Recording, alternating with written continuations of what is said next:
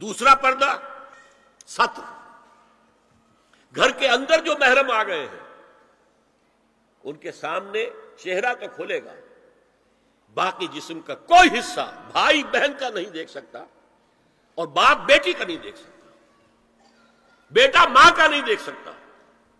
یہ ستر. عورت پوری کی پوری عورت ہے. عورت کہتی ہے چھپانے کی چیز کو. عورات النساء، عورتوں کی چھپی ہوئی چیزیں جن پر ظاہر نہیں ہوئی. لم یظہروا علی عورات النساء، ابھی تک ہم نے لفظ پڑھایا. ابھی تیسرا پردہ ہے چہرے کا پردہ.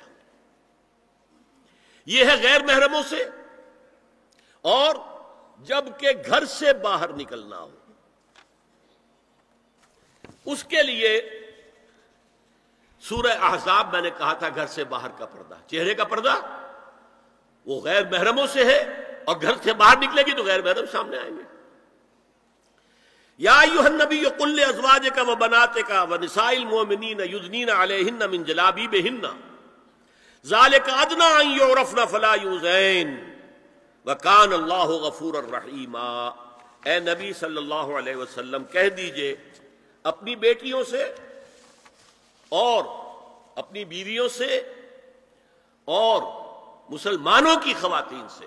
اب دیکھیے یہ سورہ احزاب ہی میں ہو رہا ہے. شروع میں یا نساء نبی سے بات چلی، استیزان بھی صرف نبی کے گھر میں داخل نہ ہو اذن کے بغیر. آگے چل کر سورہ احزاب ہی میں عام بھی کر دیا. قل لازواجک وبناتک ونساء المؤمنین، کہہ دیجئے اپنی بیویوں سے، اپنی بیٹیوں سے اور اہل ایمان کی خواتین سے، یدنین علیہن من جلابیبہن، کہ وہ اپنے چہروں کے اوپر اپنی جلباب کو لٹکا لیا کرے، چہرہ چھپ جائے. اب اس کی تفسیر میں چاہتا ہوں کہ آپ کو جو مختلف مفسرین نے کی ہے وہ آپ کے سامنے میں رکھوں.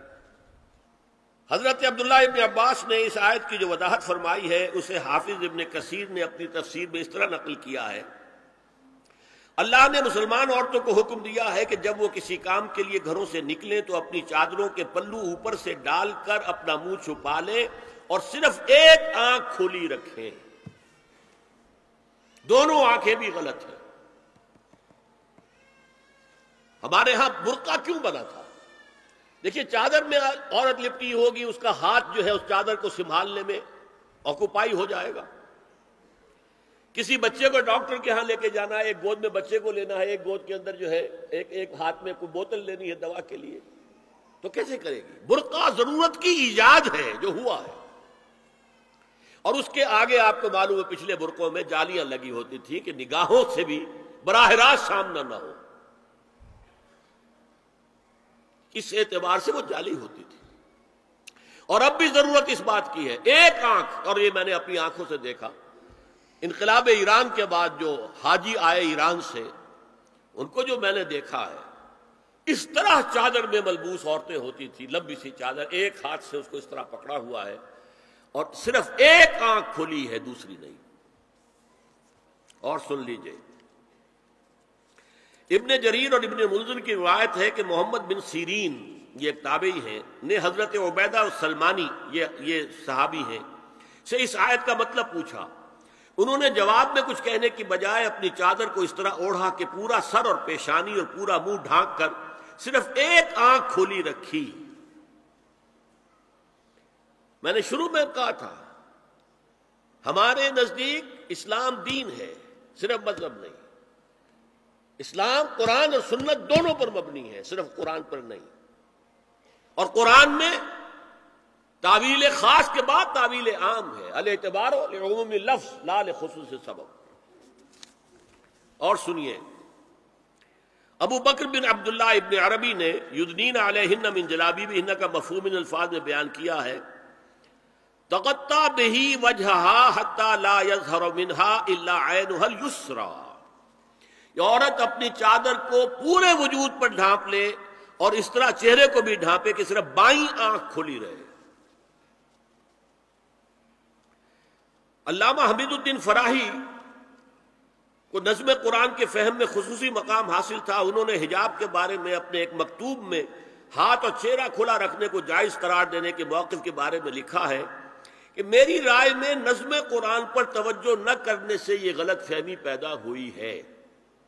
وہی بات کہ سورہ احزاب میں گھر سے باہر کا پردہ ہے اور سورہ نور میں گھر کے اندر کا پردہ ہے۔ بہرحال الحق احق بان یتبع، حق جو ہے وہ اس کا زیادہ حقدار ہے کہ اس کی پیروی کی جائے۔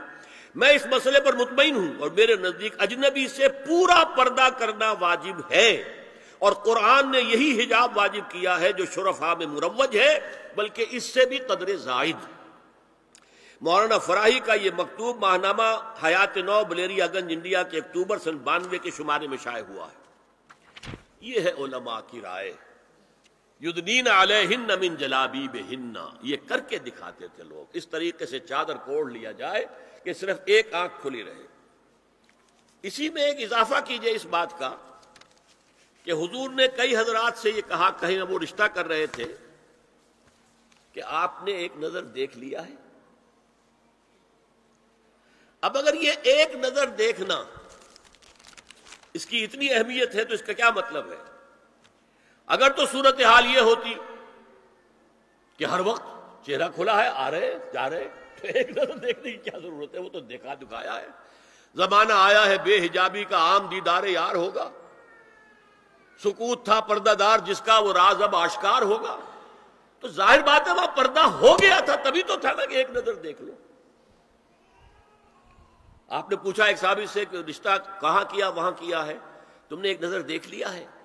اس خاندان کی آنکھوں میں کچھ نقص ہوتا ہے، دیکھ لو، بس ایک نظر دیکھنا ہے، اس کی اجازت ہے۔ تو یہ اجازت ہونا اس کا خود ثبوت ہے کہ عام حالات میں عورت جو ہے وہ دکھائی نہیں دیتی تھی، بلکہ وہ پردے میں رہتی تھی۔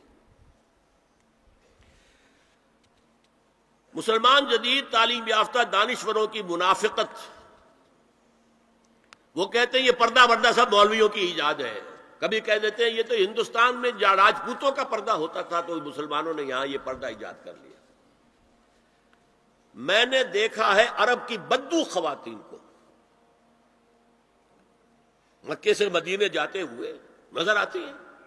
ایک خاتون اونٹ کی پوری قطار لے کر جا رہی ہے، ہاتھ میں لاٹھی ہے، پورا مکمل پردہ، چہرہ چھپا ہوا، آنکھوں کے اوپر بھی کوئی انہوں نے وہ حجاب سا بنایا ہوتا ہے خاص چھجا سا، اور ہاتھوں میں دستانے، پاؤں میں جرابیں۔ یہ کون سے راجپوتوں کا پردہ سعودی و عرب کی جو ہے ریگستانوں میں پہنچ گیا؟ بدو جب آتے ہیں اپنی عورتوں کو اسی حال میں لے کر آتے ہیں، اور ان کا یہ ہے کہ وہ احرام کا معاملہ بھی یہ ہے کہ یہاں چھجا بنا کر آگے چادر لٹکا لیتے، صرف چہرے سے مس نہ کرے بس۔ اور وہ پھر اپنی خواتین کو جب طواف کراتے ہیں تو ان کے گرد گھیرا ڈال لیتے ہاتھ سے ہاتھ پکڑ کر، تاکہ کسی اور کے ساتھ ان کا نہ کندھا لگے اور نہ کوئی اور جسم کا حصہ بس ہو۔ یہ پردہ وہاں کہاں سے آ گیا؟ سر سید کا واقعہ تو میں آپ کو بتا چکا ہوں۔ اب ذرا علامہ اقبال، میں منافقت اس لیے کہہ رہا ہوں کہ ایک طرف ہمارا جدید دانشور طبقہ، مولوی ملاٹے دیوبندی ہوں، فلاں ہوں، یہ ہوں وہ ہوں، یہ دقیانوسی ہے، اصل میں تو سر سید احمد خان، اور پھر علامہ اقبال۔ علامہ اقبال کا حال کیا ہے وہ سن لیجئے آپ۔ انگریز سرکار لارڈ ولنگٹن کے زمانے میں علامہ اقبال کو اپنا گورنر بنا کر جنوبی افریقہ بھیجنا چاہتے تھی۔ من جملہ دیگر شرائط کے ایک شرط یہ بھی تھی کہ تمام سرکاری تقریبات میں بیگم اقبال ان کے ہمراہ ہوں گی۔ علامہ اقبال نے یہ کہہ کر اس پیشکش کو ٹھکرا دیا، بے شک میں گناہگار مسلمان ہوں اور اعمال کے اعتبار سے مجھ سے بہت سی کوتاہیاں سرزد ہوتی ہیں، تاہم میں اتنا بے غیرت نہیں ہوں کہ محض ایک سرکاری عہدے کی خاطر اپنی بیوی کو بے پردہ کر دوں۔ یہ مولانا مودودی کے ایک مضمون سے ہے جو کہ ماہنامہ بطول میں چھپا تھا اپریل 72 میں۔